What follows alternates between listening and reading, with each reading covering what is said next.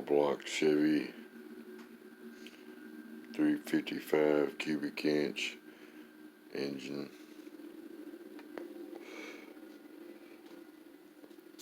I see people shit on 350 Chevys, like a video I just watched.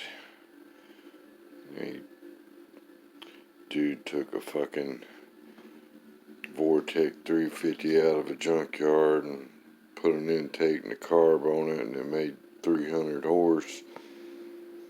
And then he builds a 383 pretty much from scratch.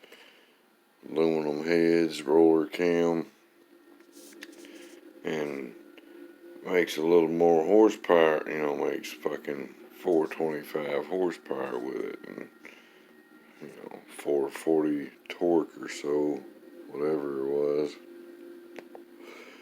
It's like, see, stroke, like that 125 horse was due to putting that fucking stroker crank in that small block Chevy. But that shit's misleading. In the reality, keep it fucking simple. An old racer mentor I had back in the day, he drag raced. He was a hell of a bracket racer. Hell, his fucking cars paid for themselves. But he always said, keep it simple. That's the secret. You out-trick yourself. How much fucking horsepower do you really need? If you got a lightweight car that's well set up, even set up like NHRA stock type suspension setup and shit. But you can run 10s in the quarter with 500 to 600 horse, depending on the car it's in. And you can take these old 350s with the right shit and 500 to 600 horse with what's the parts available for these things. It ain't nothing. It ain't nothing. So you can build you a 550 horse engine with off the shelf fucking parts. Drop it in the right car and run 10s. How much more power do you need to cruise around in? But people fucking think these small block Chevys, unless it's got a stroker crank in it, then automatically that motherfucker's 300 horse, no matter what you do to it. But that extra quarter-inch of fucking stroke is not magic. There's a point of diminishing returns with that shit. And there's fucking small cube engines. You just gotta rev them higher, but there's comp eliminator small block Chevys down around 305, 310 cubic inch that make 800 plus horsepower and turn 10, 11,000 RPM, But it ain't nothing you'd want to try to drive on the fucking street.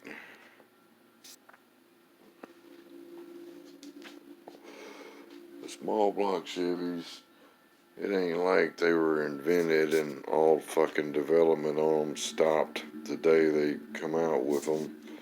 People been continuously fucking with these things since the day they came out.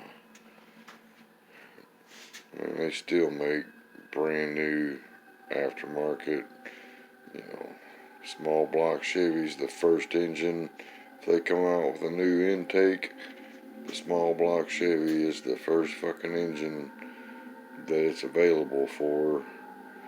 There's a reason for that. But they're fucking simple. You ain't gotta add 60 pounds of goddamn wiring to your fucking car and 200 sensors and shit. And fucking ECM. Fuck all that. Good old 950 HP Holly. A fucking HEI distributor with some good shit in it.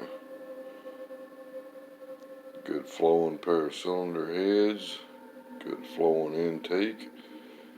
Healthy solid roller cam. Plenty of compression. Fucking just an old 4-bolt 350.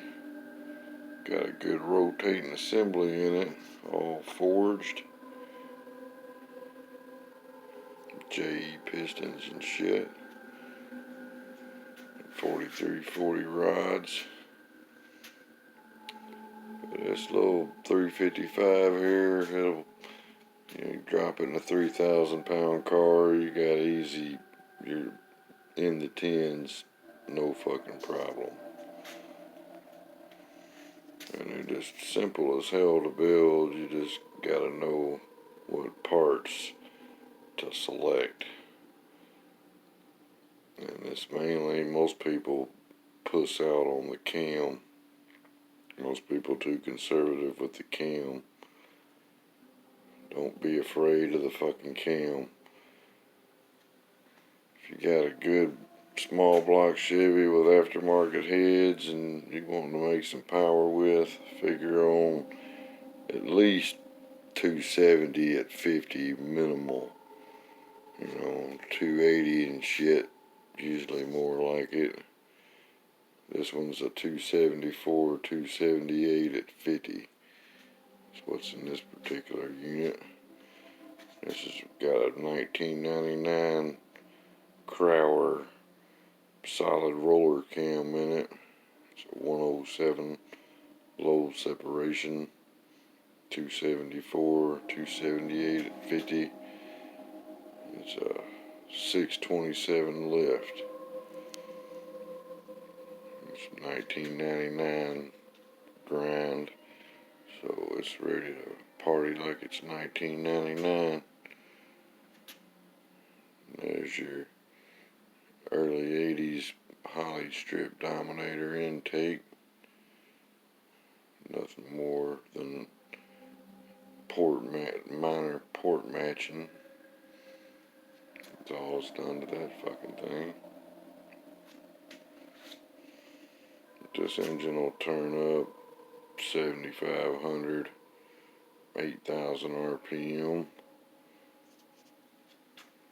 And if it don't put your hot rod in the tens, something ain't right. And it ain't got no stroker fucking crank in it. It ain't got 5,000 cubic inches. It's just a good old 30 over 350. But it's got good shit in it.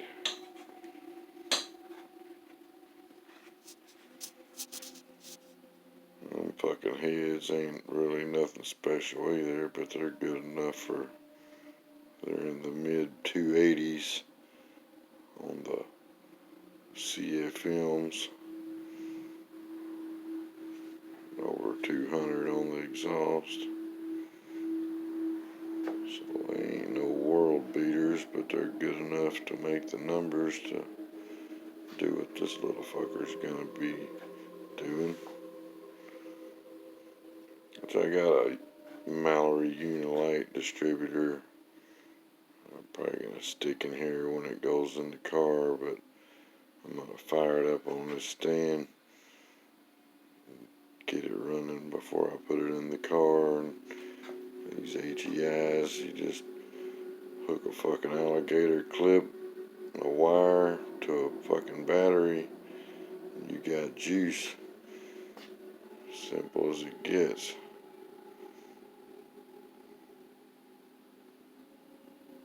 It's gonna be a extremely low buck run stand. I think I paid $60 for that motherfucker from Jigs.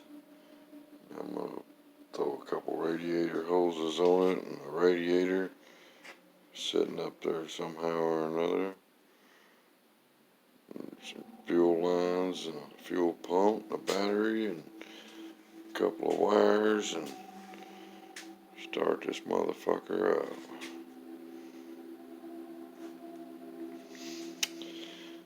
But people think, like I said, if it ain't stroked out, you can't make no power with it, and that shit couldn't be further from the fucking truth. People been building these 350s forever, and there's been 350s putting out 550, 600 plus horsepower for the past, since the fucking 70s. So it ain't nothing new. If you got the fucking flow, you got the compression, you got the fucking cam, you got the induction to make it all happen, it's not hard to do. Just people are too conservative. And you gotta think big. If you want big power, you gotta think big. But this ain't an all-out engine. But this is pretty healthy small block Chevy. So it'll put you in the tens, NA. Have this motherfucker in the car. No, it look like it won't have enough wires to even run. Snake them under the headers. Be nothing but a fuel line and a couple of radiator hoses, and what more you need. That's the way I like shit. The simpler, the better. People fall into the trick of the week syndrome.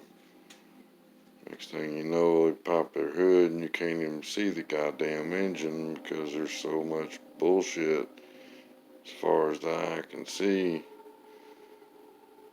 And that shit's unnecessary. People been going fast for a long time without it. You don't need a fucking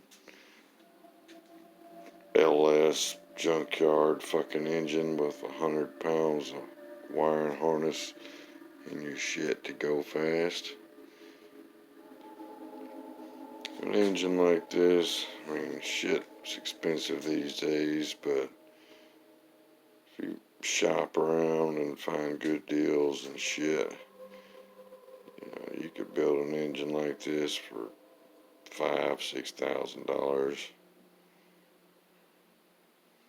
And that's considering the power potential this unit has. It's not bad. And you could spend double that if you buy everything new, but hell, like that big HP Holly there, that motherfucker, it's a 2013 950 HP Holly. I paid $300 for it, and it wasn't even used a few months, and then put in a box and put on a shelf. So it's more or less a brand new fucking carburetor. $300. I think currently they're going for $700 or $800 from Summit. So save $500 right there. Just gotta jump on them good deals when they do come along.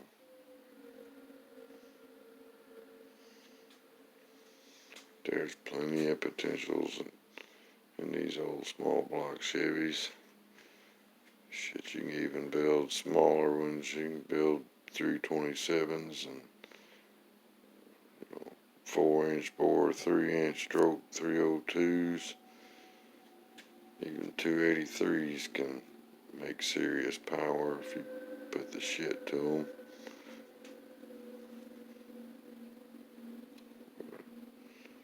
Definitely not obsolete. They definitely have potential. There's a lot of people who love them. parts for them are cheaper than anything else made, so that's definitely got its appeal right there. I've built hundreds of these things for all sorts of applications. Circle track racing, drag racing, mud bog trucks. So they're pretty fucking versatile. But the old 350, don't count them out. There's definitely plenty of potential in them things. Just gotta build them right.